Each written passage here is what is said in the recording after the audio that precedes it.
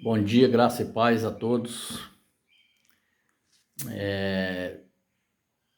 Nesse vídeo eu quero trazer uma breve reflexão, né, uma breve mensagem, e talvez possa chegar até você que assistir, e que Deus possa falar ao seu coração, caso você, se enquadre ou não no tema, né, nessa reflexão.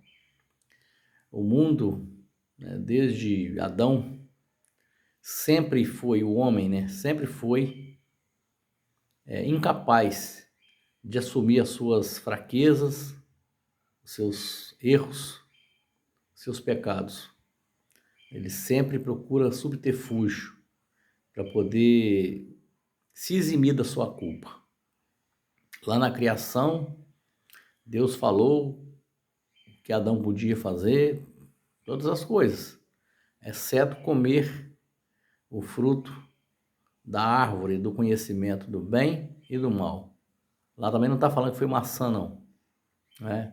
Isso é conjectura. Lá fala que é uma árvore do conhecimento do bem e do mal. E então a história todos conhecem lá do Gênesis, né? Eva foi persuadida pela serpente, que no caso o demônio, e persuadiu Adão, e Adão comeu. E aí, quando Deus viu, né, que eles tinham caído, né, no pecado, feito o que não era para ter sido feito, Deus chamou Adão. Adão estava escondido porque estava nu. Ele tinha então aí passado a enxergar as coisas que ele não enxergava antes. E ele então viu que ele estava nu. Escondeu-se e Deus falou com ele: "O que fizeste isso, Adão?" O que Adão fez? Como a grande maioria do ser humano faz sempre. Colocou a culpa em Deus. A mulher que tu me destes, ela comeu do fruto e me persuadiu para que eu comesse também. Ah, é, Adão? Por que fizeste isso, Eva? A serpente me enganou. A serpente te enganou. E a serpente? A serpente. Ambos tiveram ali suas punições. Mas sabemos que, de fato, a serpente não tinha mais em quem colocar a culpa. Não é? Mas ela podia ter... Né, a Bíblia não menciona isso. Mas vamos conjecturar. Ela podia ter falado: não, por que você deixou eles com livre-arbítrio? Tirasse o livre-arbítrio, tivesse tirado o livre-arbítrio deles, eles não teriam caído na minha conversa, não é? Mas o domínio próprio, que é o que muitos hoje não têm, né? A grande maioria não tem domínio próprio. Porque se o cara conseguisse tomar um cálice de vinho, não era pecado. Mas é que ele não consegue, ele não tem domínio próprio, ele quer tomar um garrafão. E aí depois coloca a culpa nos erros que ele comete, depois de embriagado, no vinho. Então, só uma pincelada rápida, mas vamos lá. Então, as pessoas hoje é a mesma coisa. Ah, por que você fez isso? Ah, porque a minha mulher me estressou. Por que você fez isso? Porque o meu marido me estressou. Ah, por que você cometeu tal delito? Ah, porque o diabo falou na minha cabeça para fazer, enfim. Eu não estou aqui defendendo o diabo.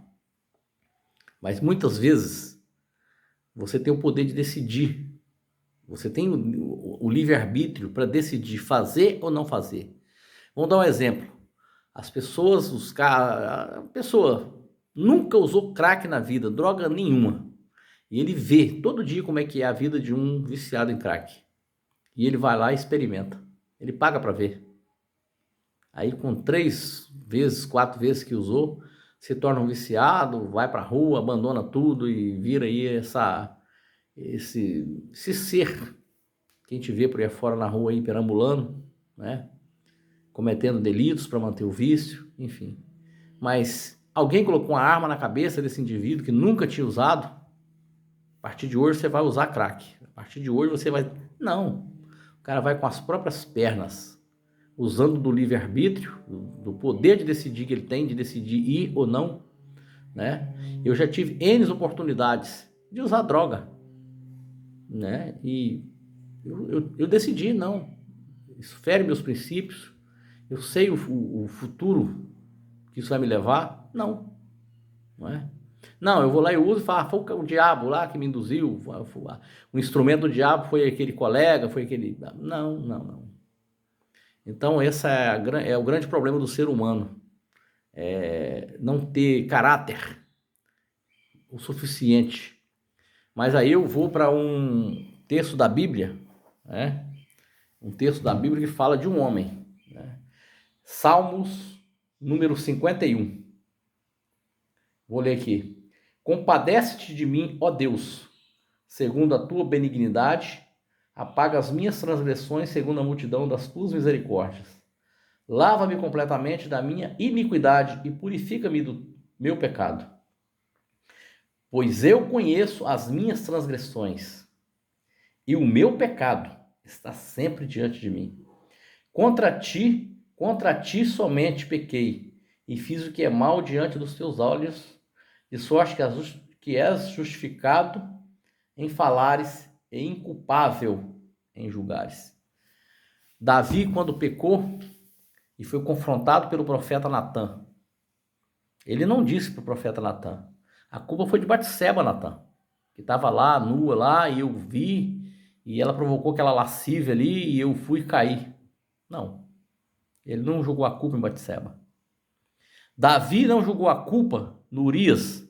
Não, Urias, sabendo que tinha uma mulher linda, belíssima, foi ficar focado só em lutar e guerrear, e largou a mulher dele para trás aí, e ela estava carente, e eu fui lá. Não, não. Davi não usou subterfúgio nenhum. Ele chamou para si a culpa. Eu pequei, a culpa é minha, a iniquidade é minha. Eu vou pagar. Né? Perante as leis da época, Davi era para ser morto.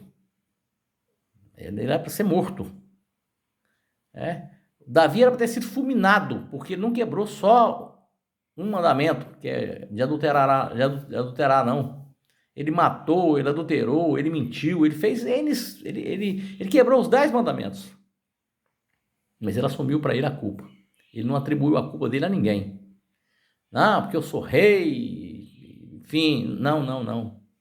Ele chamou no peito. A culpa é minha. Pagou o preço. Né? Por isso que Deus, no final, fala que ele foi o homem segundo o coração dele. Por mais errado que você seja, mais erros que você cometa, nunca diga que foi a culpa de alguém. A culpa é sua. Sempre sua. Sempre vai ser sua. Não é? Sempre vai ser sua.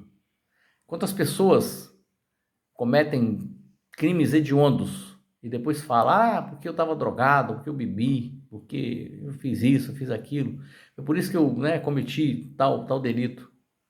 Mas por que ele não arrancou o pescoço dele fora? Aí ele cometeu um delito. Né? Por que ele não assume que foi ele e quer sempre atribuir a culpa à bebida, outro assume a culpa no estresse, que alguém me estressou, enfim.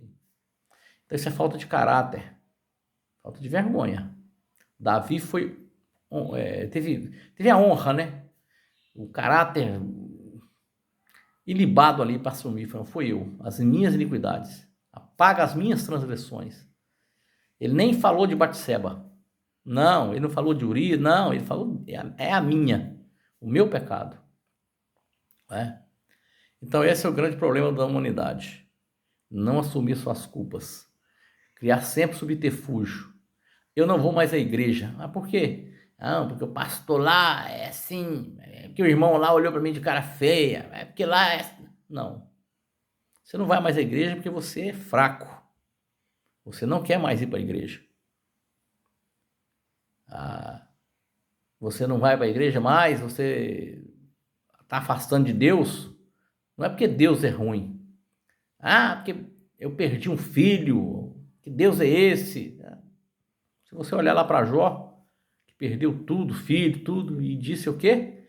Nu saí, nu vou voltar ao pó. Deus me deu, Deus levou. Então isso é caráter. Isso é assumir para si a responsabilidade do seu pecado, da sua fraqueza, porque o pecado nessa terra é que realmente leva o homem a cometer tais coisas. Mas mesmo sabendo que o pecado nos rodeia, está em cima da nossa vida, a gente tem que ter o domínio próprio, saber que isso é pecado, não devo fazer. Né? Tem pessoas que chegam para o pastor perguntando: pastor, eu posso fazer isso? Ele sabe que não pode, mas ele quer ouvir do pastor. Não, vai lá, faz, que aí foi o pastor que falou. Isso é falta de caráter. Né? Grande abraço, até a próxima.